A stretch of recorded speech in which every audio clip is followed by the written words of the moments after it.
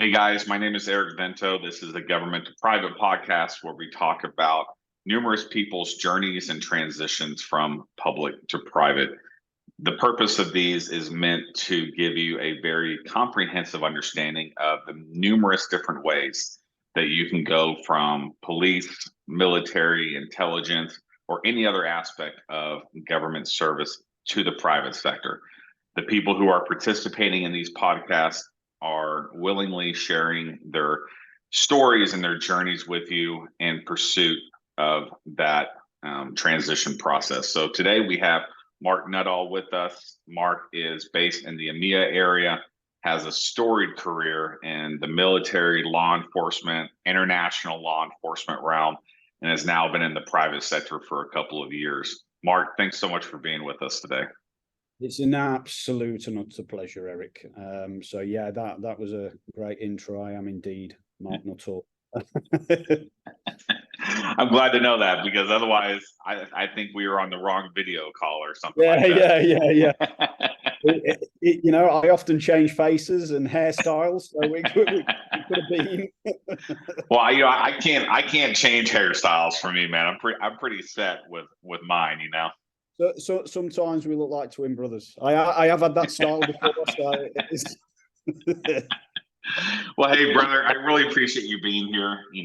We've been connected for quite a long time on LinkedIn. We've talked on numerous occasions, and I just really appreciate you being willing to share your story. So let's go ahead and jump in, brother. Can you give us an overview of your background? Of course, and I'll give this in kind of a brief summary style, and then I'll go into a bit more detail for you, and then you can draw that out. It sounds good. Sounds good. So yeah, Mark Nuttall. I'll start at the start really, and this can explain why I can or sometimes do succeed in what I do, and I've often failed at what I do, which is the best learning, but it's provided me with kind of a colourful background. So I'll start at the start really. I grew up in a small mill town in northern England. It's somewhere that is known for poverty and for hardship. So that provided me with a background in going for anything, put it that way. My family were I'm from a military family, certainly on my mother's side anyway.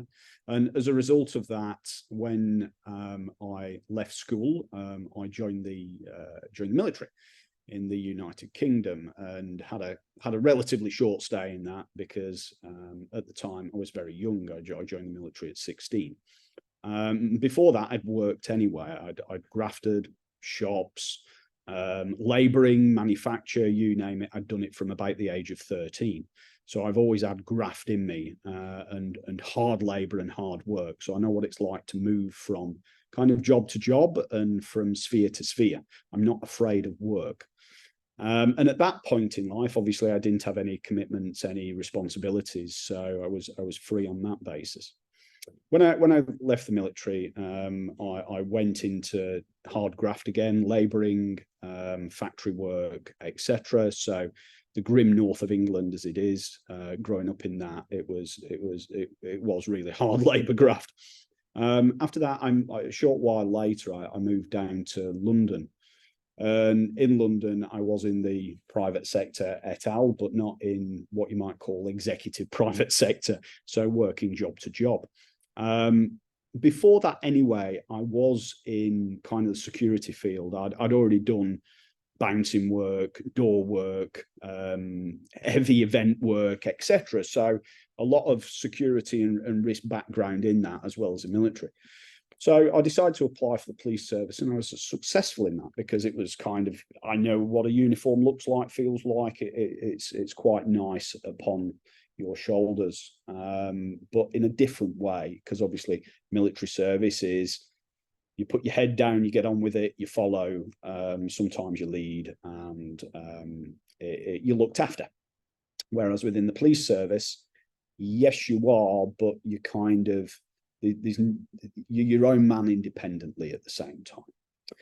Now, just before that, and this can explain some of my more risky decisions in life somewhat, is that I became, when we found out with our first child that we were pregnant, relatively not young but youngish, I then decided to send my was then girlfriend back home, and then me all the money that I had back to the north of England, just before I joined the police service 6 months before. What that led me to is working during the day and sleeping rough on the streets at night, as well as doing some bouncing, etc. So I was homeless essentially, until I was squatting for a while as well, in locations around central London. Around central London is not known for the easiest easiest doorway living, put it that way. So that provided me with a real foundation and a real set of kind of hardship and understanding, as well as the background that I've got, to join the Metropolitan Police Service, New Scotland Yard. It gave me the opportunity to find a reason as well, not just a uniform reason and kind of, this seems like a nice occupation to go into, but to help those that were in danger, were in need, needed care, needed help, needed assistance, from both sides of kind of people making decisions that weren't necessarily best for their future, because we work on a discretion-based process within the United Kingdom. It's not black or white. There's a nice bit of grey in the middle. It's up to you as an officer, because you're an officer of the court in the United Kingdom, which is nice. You kind of appeal to that. And it enabled me really to be able to look at things on a very balanced manner. You know, it wasn't just a Judge Dredd, find the firearm, that type of thing. So I assisted across the board, you know, judicially and right and above the law, but in the right state of mind and frame of mind. That could be contrary to some of my colleagues, because some of my colleagues have been in since cadets and kind of that's all they knew. So they knew black and white and didn't really have any shade of grey within them anyway. And you know, you never commit any offences, you never do anything like that, but you use your discretion base to be able to make judicial decisions. So within the police service, I went from constable, as you all do within the United Kingdom, and then obviously I went up to organised crime. So from dealing with, you know, rapes, domestics, quite large-ish drug offences in London, because you don't find that type of thing in the county forces. So kilos and kilos and kilos of drugs and murders, blah, blah, blah, all the way up to organised crime. And I led organised crime investigations for a number of years, big money laundering cases, fraud cases, big traditional criminal recidivist cases with kind of multitudinal layers within them as well. And in that, I felt honoured and privileged really to be able to have those powers, have that discretion, and also to be able to kind of effect change at the same time, because I was also advising government policy for what was the newly formed National Crime Agency and others. So that was really, really good. You know, you felt like you were doing something and you were being able to really assist others in that, from every type of background. I was also a qualified expert drug witness as well. So in the new United Kingdom, you've got an expert witness process, and I was one of those, and I'd done a load of other functions within there. I hasten to add as well, within the UK, is that it is a kind of a police-based approach rather than a prosecution-based approach that a lot of other police forces around the world have. The prosecution-based approach, where the prosecutor decides what's going to happen and the police kind of follow that lead. I had a lot of other holistic powers with me to be able to utilize and get out my tool bag, and to be able to go from the start of an investigation all the way through to the end until it reached court decision and then confiscation, etc. So, you know, a rather large portfolio of powers that enabled a holistic view of things, and liaising with loads of individuals and being able to really get multiple stakeholders from all types of different levels involved. That has assisted me with where I am at today. So what I'll do now is just move on. I'll give a short stop breath there for a moment, because that's a lot of information for you as well, Eric, as well as everybody else that's listening. What I did then is, during my last years as a police officer, I was quite entrepreneurial anyway, I opened a gymnasium in central London, just across from the NCA. It was under a railway. Took out a loan, registered VAT, registered the company, did all the foundation business processes, marketing, website design, the lot. Put it that way. It was a kind of a one-man show until I started getting employees and doing more. But that was quite a successful business in itself for 2 or 3 years. At which point I decided that maybe it wasn't the best intention to have somebody that was leading organised crime jobs working kind of simultaneously trying to run businesses and also do a degree and have a family. So there was a lot in that at the same time. And as a result, I sold that business on. But I knew what it was to do business, to have business, to run a business, to kind of lead not just kind of the police world, but the community, clients, profit and loss, etc. That gave me a lot of experience, and I'd recommend that type of thing for people that want to do it. After I did that, I realized once I'd stepped just solely back into the police world that it was time to, because when you're in a policing environment and all you're seeing is policing and criminals, I was in an organised crime unit, you're not seeing the community anymore. You're not seeing people. You're not seeing how that can affect change in people's lives. And as I said, I joined that police service for that reason. But I got lost in the excitement of the investigation.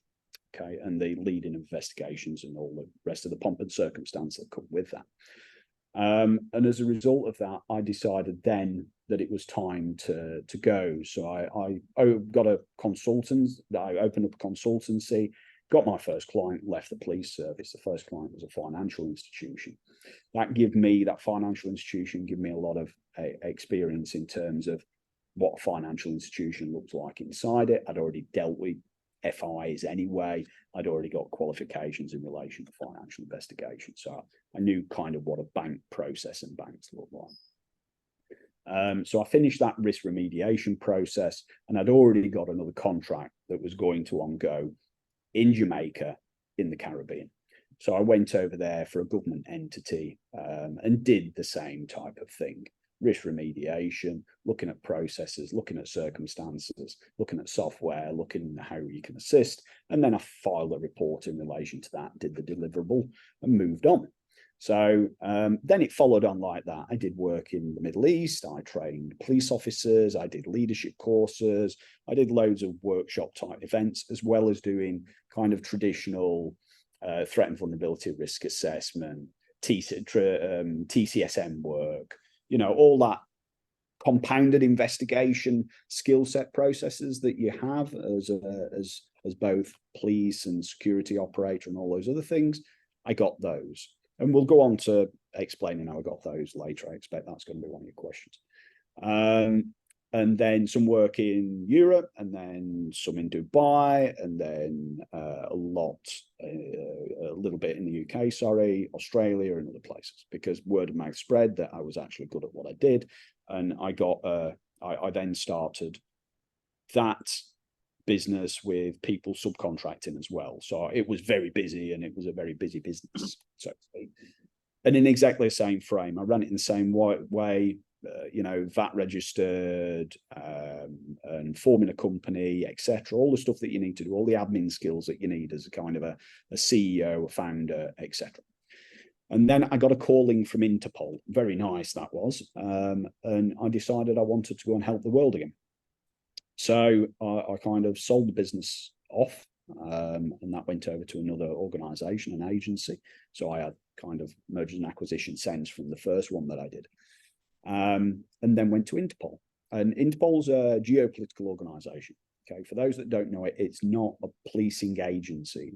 It's an organization that facilitates conversations on a geopolitical level, i.e. with with senior government ministers and with law enforcement entities, and it's there to help the shift of information, the shift of operational knowledge, and also just to generally have an understanding across the globe about what different police services look like. And I've got a lot of experience in relation to that and the different formations and the different compositions and what police look like around the world, how underfunded many of them are in comparison with those kind of westernized formation companies, and China as well. China's got a really good police setup. And after that, during COVID, I decided to move on. I got itchy feet, which is my fault because I'm consistently thinking and moving on. I shouldn't have done. I love Interpol, but COVID kind of stopped play. So I got offered a bag of money to go and run the country office of Hill and Associates, which is owned then via G4S, now via Allied Universal, who bought that out. So back to my kind of foundational security lifestyle, again, with all the relevant salient pieces within it, all the relevant TVRA, TCSM, risk assessment, ISO 31000, you name it, we did it. And we were a licensed private investigation agency as well, so we could do all that. That was in Singapore. Singapore's got a very regimented, regulated process. And then I got another call in, and that was from the multinational corporation, which is Thomson Reuters. And I'm currently sat in Thomson Reuters across APAC and MENA as Director of Risk Solutions. I'm currently sat in Dubai, and my base is Singapore, really. But I do a lot of bilateral work. There you go. That is quite the career, Mark. You know, so many of our people who participate in these, they just provide their government. And what I like about you is you give everything. So it's a really, really comprehensive look at what you've done, where you started, where you've come from, and kind of the jobs in between the governmental functions. And so let's jump back to the Met. You know, you were there for about 15 years. You know, it included a stint at Scotland Yard. When did you start kind of getting the itch that, okay, it's time to leave? You know, I need to do something else. Like, what really prompted that decision? It was the further up I went, the more exposure I got to a lack of wanton will by not the judges within the judicial system, but by the system itself, i.e., I once dealt with quite a serious murder case, and that individual ended up with what was a section 18 kind of GBH. He was supposed to spend a variety of years in prison. He came out roughly about a year and a half later on a tag. You know what I mean? And then you go, well, what am I doing here? What's the actual point of this? There's no real justice for individuals that are families of victims, etc., etc. That was kind of a first pang. The rest of the pangs were more political. I was running a very political operation. There was a lot of, when I was towards the end, there was a lot of caveats and facets to it. There was a lot of crime. I'm talking multi-billions in funds, black funds, and etc. And as a result of that, a lot of ministers, a lot of high-ranking politicians, and the Home Secretary within the UK has the remit to authorise various levels of tactics and activities. And so she had a keen eye on this as well. And as a result, I think the wheels of progress slowed on that. And when I opened a gym and I was helping the community and helping people, because it was more of a kind of a community gym than a profitable gym. If I'd have wanted to be a Globo gym, I wouldn't have done the thing. But in that, when I stopped doing that, I then looked around and went, what am I doing here? How many people am I helping? How can I diversify my experience? Where can I go to and actually help?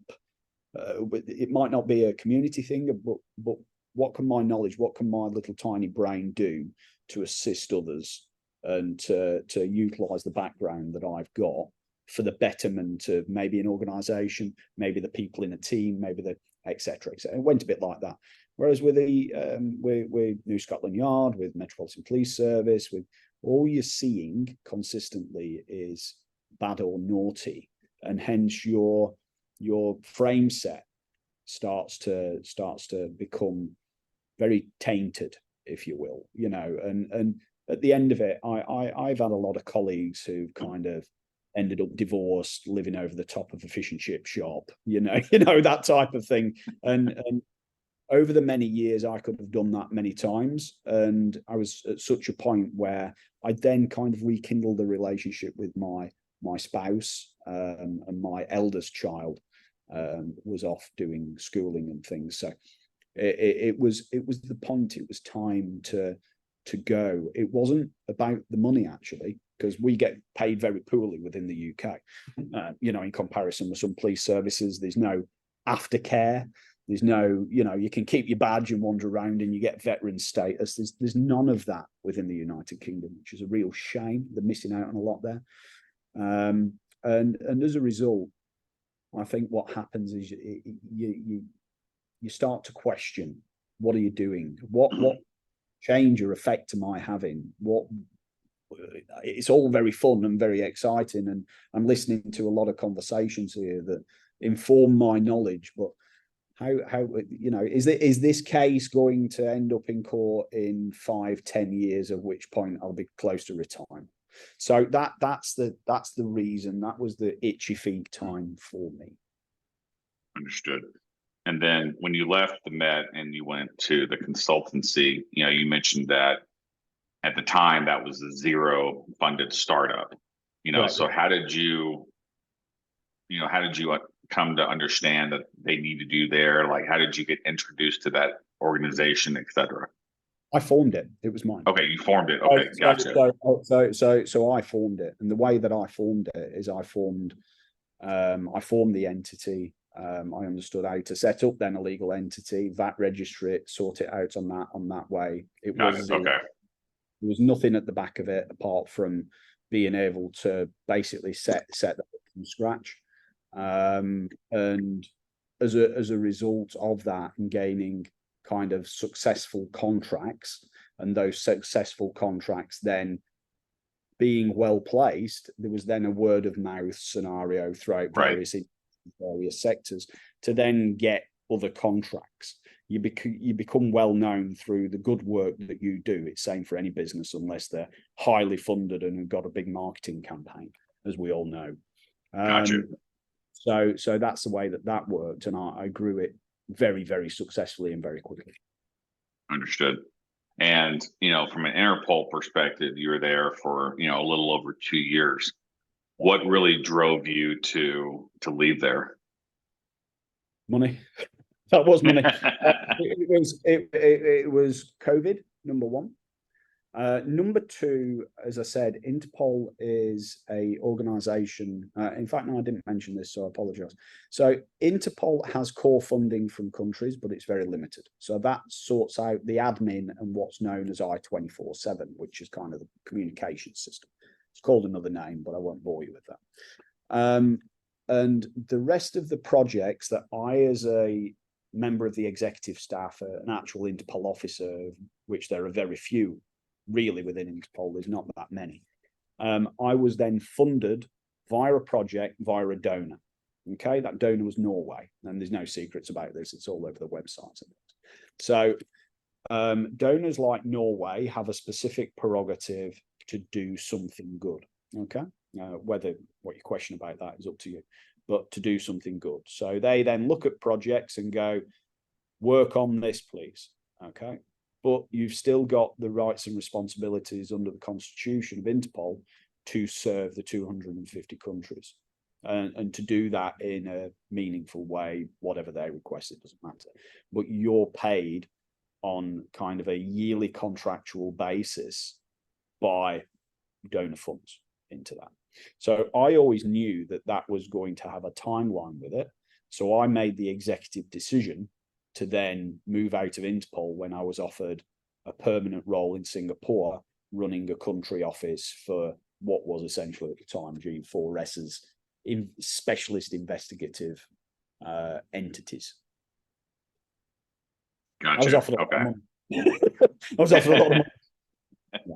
Understood. And your story differs from a lot of our people who participate on the podcast, because so many people leave police services and they go into a full-time role at a different company. You are different in the fact that you started your own company, and that's really important, because I think a lot of people just think like, oh, I need to go find a job somewhere else, when in reality, a lot of individuals who are coming out of law enforcement, the military, the intelligence community, especially in the US, they're starting their own firms, and that are directly speaking to a identified need that they are seeing. And they're either doing that full time, or they're allowing that to be more of a part-time business while they look for full-time work from a benefit perspective. And I think that's just a really, really important call to make, because there's a lot of different ways to transition, and it doesn't need to be into a full-time job at a different company. I'd actually actively avoid that, if I'm being quite honest, because it becomes the rebound girlfriend. And it becomes a rebound girlfriend because people, I find this, a lot of people ring me, Mark, what am I doing? How do I do this? How do I get into private? I get it all the time. And I say to them, if you're going to go into kind of a similar role, expect a completely different culture. And that culture isn't going to necessarily mesh with who you are or what you're doing. And you'll find yourself, most likely, there's no guarantees of this, jumping in about a year and a half to 2 years. And that's what a lot of people do. What I enjoyed about doing the consultancy is I did something positive, I give a deliverable, and then I went. And so I affected change. And I give something that was there for that organization to be able to take away, absorb into their collateral or whatever. And some of the teams that I was either working with, or sometimes leading, or sometimes advising, or whatever the case might be, then took on the assumed wisdom of what I was doing. And then I went to go and do something else. And that for me is helping people again and helping organizations. And that was what was good about consultancy, is that actually what you're doing is you are kind of refreshing yourself in a way as well at the same time. As you're Absolutely. it's like having a tasting menu. Okay. Do I like a bit of this? They like me. Okay, that's fine. That's all good. Do I like this? Okay. Do I want to transition back? Do I want to be going 10 steps back? No, I don't. I'm actually liking this. And what consultancy offers as well is the ability of moving your feet across land masses and across seas. So for me, I've worked in almost every time zone. That type of experience is completely invaluable, because you get to know cultures, people, places, things like nobody else. So you get to understand how language actually informs a person's mindset and thinking, because they're very structured in the way that the language operates, hence they're very structured in the way that they think and they operate as well. And then you've got some romance languages that are very punchy and passionate and meaningful. And that reflects in the work that they do and their entire civilization, the way that they go about things. I've worked with people from, say, Europe with that romance language within them, that then go over to Asia, say, and it's, you must do, and you must, you know what I mean? And that type of very expressionate. And then the guys in APAC will be going, what's happening here? So it's for me, that is, and I always like to go in and respect the culture, try and understand the culture, and try and understand what's happening in that region, what the news is, what people are doing, how they're doing it, for what purpose, for what reason, who are they related to, where in the world are they going and for what purpose, and who do they actually relate to? Okay, does the UAE relate to China? Does it relate to Russia? Does it relate to Singapore? Does it relate to the West? And these are all the things that help you, because let's face it, risk, security, all of those things are about people. You know, that you can go to where you want what you want. It's about communication, it's about conflict resolution, negotiation, and about people. What are people going to do? What are the possible risks that people can take? And for what purpose and for what reason? And that has really assisted me. And that consultancy piece, instead of going into a full-time job and going, yeah, there's a gate on there, or yeah, he's a threat and vulnerability risk assessment, or let's get some vendors in. That really, really assisted me to do my job. I love it, man. And I'm not being facetious at all, because, you know, the one thing that I've learned through the years of doing this is that what we think our career is going to look like at the beginning is absolutely just like not even accurate whatsoever. And, you know, obviously that's a very subjective statement. You know, there's plenty of people who make it 30 to 40 years in the same job. They progress all the way up. Maybe they stay in the same position, completely up to them. But I think for most of the people that exist out there, you know, I always think about this photo that I was shown a couple of years ago, and it said that it was like a side-by-side comparison. And the first photo was what people think their career is going to look like. It was just this linear line going up. And then the next photo was, you know, what the actual reality was. And it's just like this figure eight, you know, going around in a circle, you know. And I laughed, because I was like, yeah, that's my career right there. And at the end of the day, there's nothing wrong with that. You know, like, we all have this expectation of, well, you know, I'm going into police service. I'm going to be a lifer. I'm going to be there 40 years, you know, whatever the case may be. And stuff happens, you know, life happens. And at the end of the day, as long as you're taking care of yourself, you're taking care of your family, you're supporting yourself, you're being challenged, you know, you're in a healthy work environment, you know, I think that's all we can ask for. And that's what we should be striving for.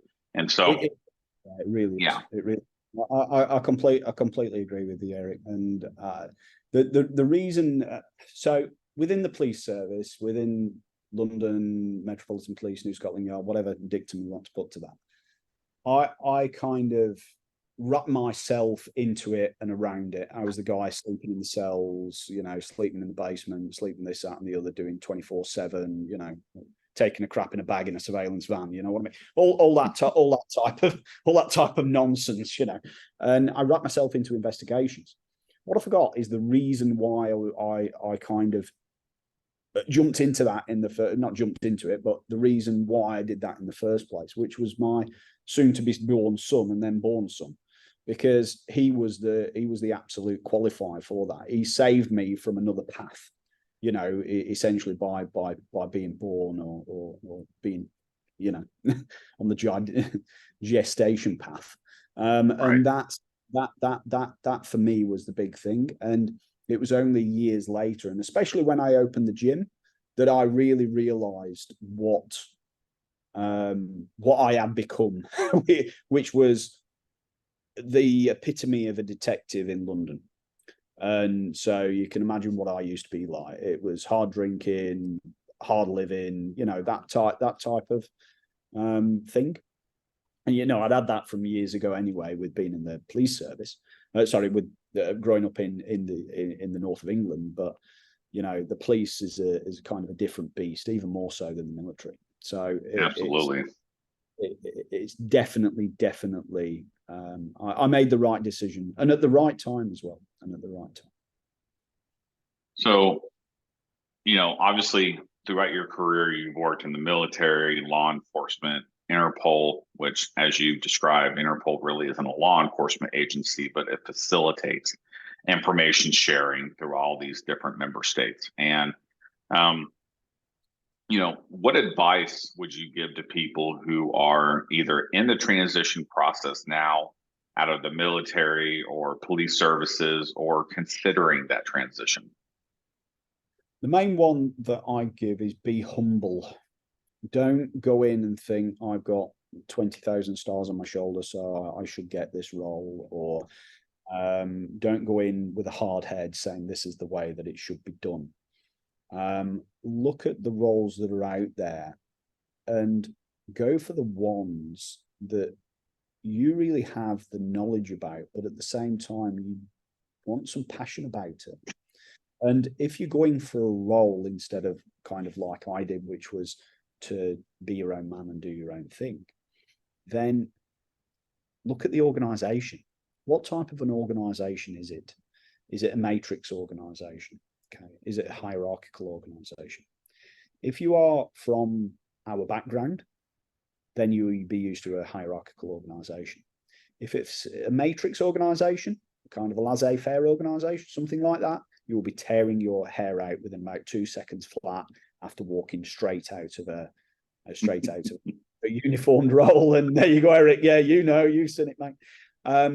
And if you go to that, and what I mean by a hybrid organization, for those of you that don't know about that, is an organization where it is, and I hate to use this phrase, but it's got a flat leadership structure, or a flat structure that then reports into other lines of business, or it's all this corporate speak and that I've kind of had to get into over the years, because if I'd used it in the police, somebody would have actually shot me. So, like dotted lines here, all this business. If that is the type of organization that you're looking at, then I would say go to a hierarchical organization first, or look on UNGM, which is a United Nations General Marketplace, or look on Inspira for little pieces of consultancy work that can be done for the UN in advance of you going and doing something, or to fill your need for either financial support or your need to have employment and to grow and to reflect things. That's what I do. And look at international organizations and look at the need that they have, which is huge for people from our backgrounds, trades, and skill sets. I couldn't agree more. And the reason I say that is because so many people, and I have this conversation on a daily basis with so many different people, but they're like, well, my skill set is investigations and stuff like that. I'm like, no. Your skill set is so much more than just investigations.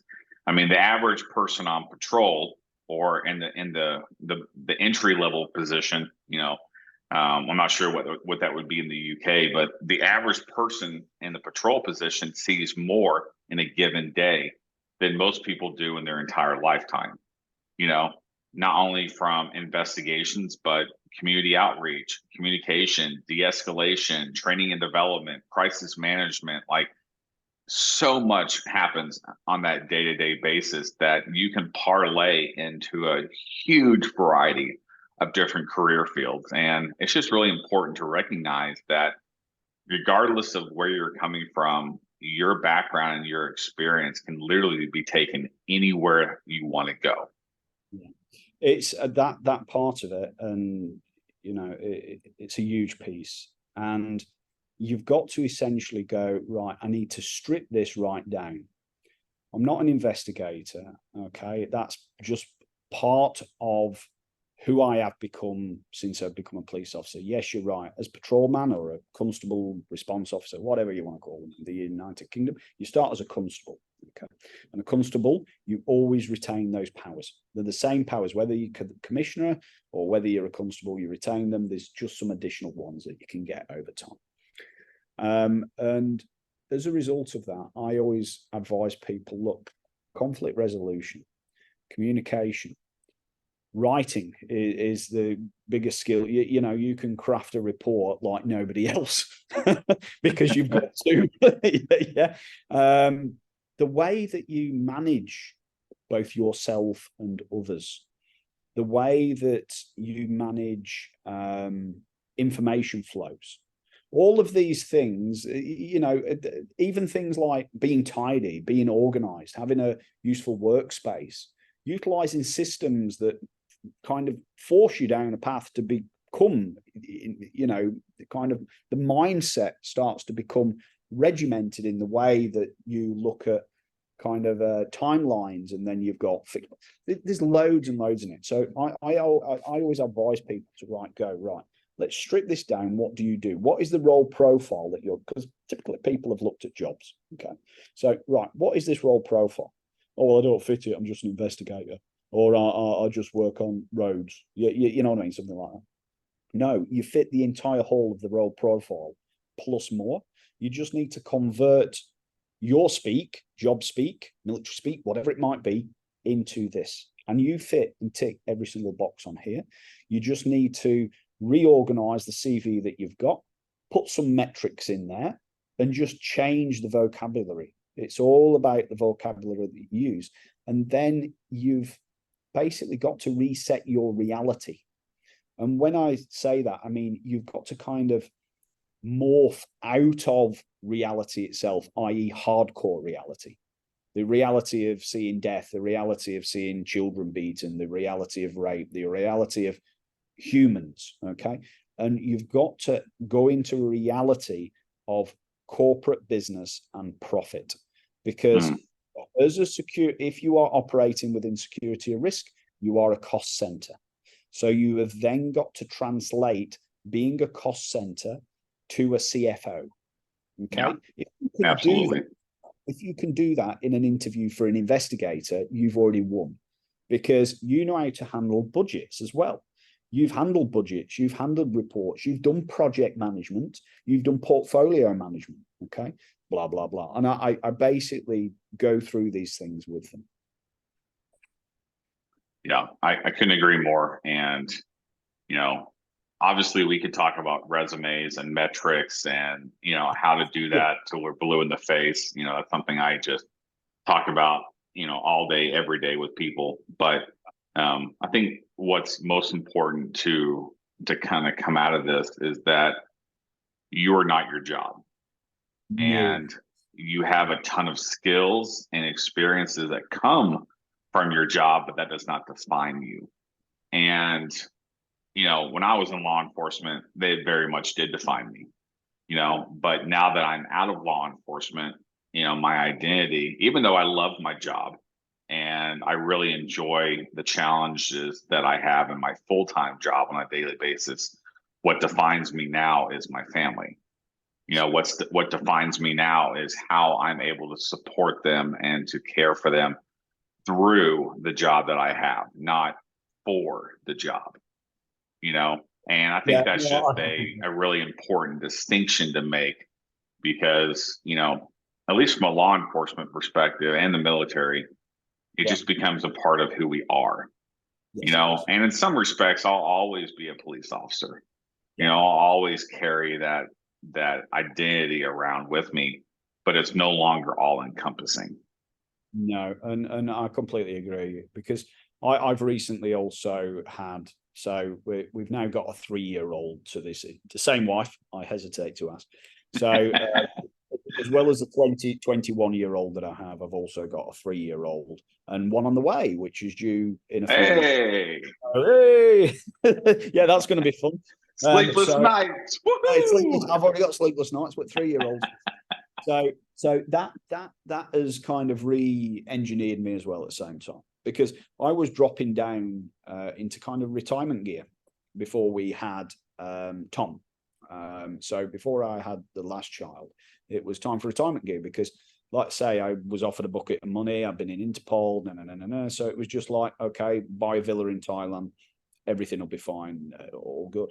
I've now re-emerged again, because that's what you need to have, something to drive you on. I'm not saying to everybody go out and procreate, but you need to find a particular reason as to why you're going to be doing what you do, whether it's caring for people, whether it's trying to assist them, it doesn't matter, because the majority of police officers went into the police for a purpose. There was a reason behind it. There was a focus. It doesn't matter what that focus might have been. It might have been to corrupt the entire system and to work for organised crime. I don't give a monkeys. But you've got to find that purpose when you can't just be going into it as, right, I'm just going to do it for pin money. I'm going to go into retirement, because you'll fail very quickly. You'll end up in a situation where you're working for, say, a contractual firm, going and running out and taking statements as a civilian. You don't want to be doing that because your skill sets are worth much more than kind of cheap labor. You've worked for so long. What was the initial reason why you did what you did, and for what purpose? I say sometimes. And I'd say as time goes on, there was also another factor as well. I never had any real education. The police service, in a way, gave me education because they taught me how to write. They taught me how to write reports. They taught me how to speak. If you'd have spoke to me as I spoke kind of when I moved down to London, you wouldn't understand a word that I was saying. I was hardcore Northern English. I didn't know how to put sentences together, never mind anything else. And so that process, that kind of communication, conflict resolution, etc., taught me to be who I am. Throughout the last years in the police service, I also got myself a master's degree. I educated myself. People poo-poo education. They stamp on it with 2 feet, typically when they haven't gone through it themselves and done it. What that gives you is you then understand how to footnote, how to utilize the skills that you had as an investigator or as whatever, to research and to put a good paper together that is cohesive and that people can understand, that aren't your peers or aren't the judicial system. And it shows you how to put bigger pictures together as well. So I'd say to anybody that goes, oh, well, you don't need it, just go out and do it. Try it. Do a little certificate. You might get a bug for it. And what that also enables you to do is go and live and work in wonderful countries. Because people say, oh, well, why do I need one? Well, if you want to go and work overseas, then for a visa in country XYZ, you will need a degree. It's as simple as that. It's a tick box exercise. So that's what I say to people. I give them that advice as well. They might have to work another 2 or 3 years, but to get that then opens up so many other doors for them. Absolutely.